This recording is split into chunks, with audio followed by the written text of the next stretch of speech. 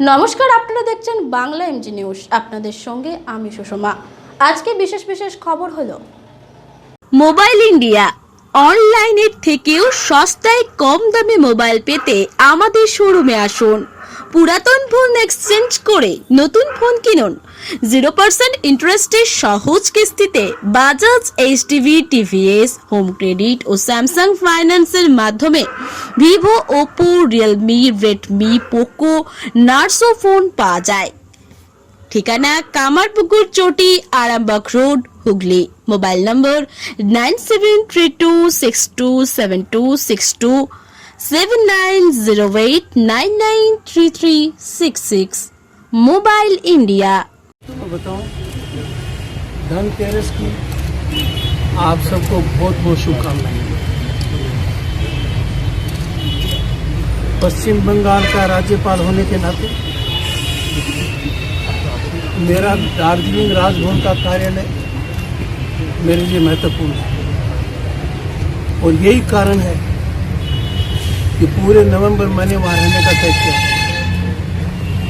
राजभवन से दार्जिलिंग से मेरी पहला जिला जो मैं कर रहा हूँ वो कूच बिहार। इसमें कूच बिहार का महत्व है, कल्चर है, लैंग्वेज है, हिस्ट्री है, स्ट्रेटेजिक लोकेशन है, वो सब इसके बीच में आते हैं। आपके सांसद से मेरी पहले मुलाकात हुई है। उन्होंने मेरे से गंभीर मंत्रणा पहले की है। इलाके के बारे में जो हालात हैं पूरी जानकारी पहले दे चुके हैं और यही कारण था क्योंकि सिलीगुड़ी में मैंने पत्रकार भाइयों से बात करते हुए कहा था, भाइयों और बहनों से,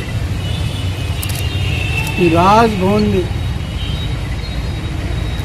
राजभवन कलकत्ता में चिला रॉय जी का फुल साइज पोर्ट्रेट होगा। उसकी तैयारी हो रही है, बहुत अच्छे आर्टिस्ट बना रहे हैं, जल्दी बन जाएगा, आपको भी जानकारी। मेरा कूच बिहार से बड़ा भारी लगाव है और लगाव का एक कारण है कि गायत्री देवी जी का लगाव कूच बिहार से और मैं राजस्थान से, और मेरी उनसे व्यक्तिगत जान पहचान भी रही है। 30 साल पहले जब संसद सदस्य बना था, जैसे ये आपके संसद सदस्य आज, तो वो मेरे कार्यक्रम में आई थी। तब से I had an idea about Vellore, culture, language, history, infrastructure, पहले सब कुछ भी। आज आकर सबसे पहले मैंने मेरी शुरुआत की वहाँ माल्यार्पण कर, जहाँ से मुझे ऊर्जा मिली है, शक्ति मिली है, दिशा मिली है, दृष्टि मिली है। पंचानन वर्मा जी के स्टैचू मैं इसको मेरी तरफ से एक सही कदम मानता हूँ। उन्होंने जो कार्य किया, सामाजिक क्रांति के लिए योगदान दिया, एक रास्ता दिखाया, समरसता का रास्ता दिखाया, ह्यूमन वैल्यूज का रास्ता दिखाया, वहाँ से शुरुआत हुई। मैं मदन मोहन मंदिर जी गया, वहाँ भगवान श्री कृष्ण विराजमान है। भगवान श्री कृष्ण ने हमें बहुत बड़ा ज्ञान दिया है। उस ज्ञान के अंदर हर समस्या का निराकरण है। मैं ऊर्जावान है। फिर कूच बिहार राजबाड़ी पैलेस गया, दंग रह गया। उस जगह को कितना विकसित करना चाहिए, कितने इतिहास के पन्ने वहां पर। और मेरा प्रयास रहेगा, और यहाँ के सांसद ने तो मुद्दा उठा रखा है, that must capsule the richness of language, richness of history, richness of culture. मैं केंद्रीय मंत्री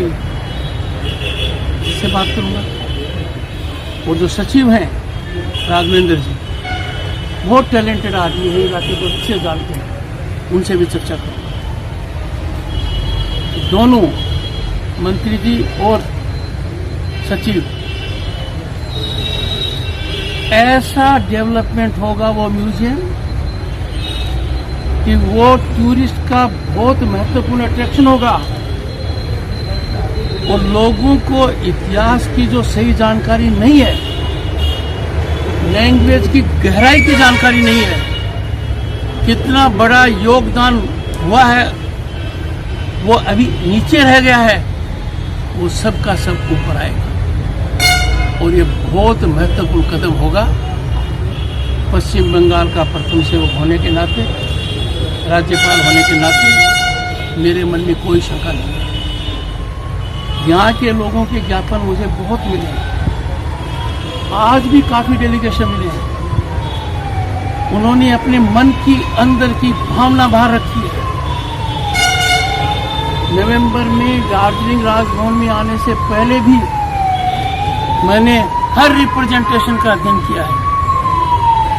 मैं आपके माध्यम से, पत्रकार भाई बंधुओं के माध्यम से ये कहना चाहता हूँ, हिंदुस्तान बदल रहा है, भारत बदल गया है, दुनिया ने देखा है भारत बदल गया है।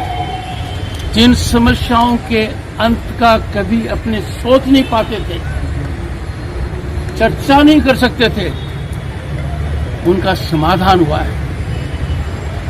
जब राज्यपाल की हैसियत से 26 नवंबर 2019 को मैंने पश्चिम बंगाल की विधानसभा में भाषण दिया, तो मैंने कहा, कल्पना की थी किसी ने कि भारत के संविधान में 377 नहीं रहेगा। पश्चिम बंगाल के एक महान सपूत डॉक्टर श्यामा प्रसाद मुखर्जी ने कहा कि देश एक है, एक विधान रहेगा, एक निशान रहेगा। बिना परमिट कश्मीर में गए, गिरफ्तार हुए, जीवन अंत हुआ। 370 आज हमारे संविधान में नहीं है। मैं साधुवाद का पात्र मानता हूं हर संसद सदस्य को। एक मेरे पास यहाँ है जिनकी बदौलत ये हुआ है, प्रधानमंत्री की दूरदृष्टि के कारण हुआ है, और जो सोचा नहीं वो हुआ। बाबा साहब अम्बेडकर ने तो 370 को ड्राफ्ट करने के लिए मना कर दिया था कि मेरी आत्मा अलाउ नहीं करती, मैं भारत के साथ इतना गलत काम नहीं कर सकता। वो नहीं रहा। राम मंदिर के बारे में सोचा था, कनिष्ठ मामला है, कैसे तय होगा, कानून से होगा, कानून से हुआ, सुप्रीम कोर्ट का निर्णय हुआ, एक मत से निर्णय हुआ। मेरे को थोड़ी परेशानी होती है कई बार, जब देश में इतने बड़े बड़े मामले होते हैं, चाहे 370 का हटना हो, चाहे राम मंदिर के बारे में सुप्रीम कोर्ट का फैसला हो, पूरी दुनिया ने सराहा है, कुछ लोग चुप्पी रखते हैं।